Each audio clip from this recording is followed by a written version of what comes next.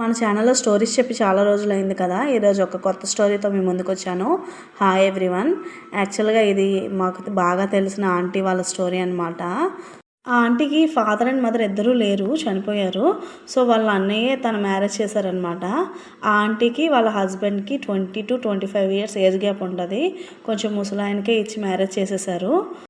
ఇంకా ఆంటీకి పాప బాబు ఇద్దరు పుట్టారు. మ్యారేజ్ అయిన తర్వాత వాళ్ళు చాలా బాగానే ఉండేవారు, ఏజ్ గ్యాప్ ఉన్నా సరే. సో వాళ్ళ అత్తయ్య వాళ్ళ బ్యాక్గ్రౌండ్ కూడా ఏమి ఉండేది కాదు, కొంచెం బాగా పేదవాళ్ళు అనమాట. ఇంకా ఆంటీ వాళ్ళ అబ్బాయికి ఒక 5 years అలా ఉన్నప్పుడు అతనికి ఏదో బాగా హెల్త్ ఇష్యూ వచ్చింది. వాళ్ళు ట్రీట్మెంట్ చేయించుకోవడానికి కూడా వాళ్ళ దగ్గర అంతగా మనీ ఉండేవి కాదు. అప్పట్లో ఇలా ఆరోగ్యశ్రీ అవి కూడా ఉండేవి కావు కదా.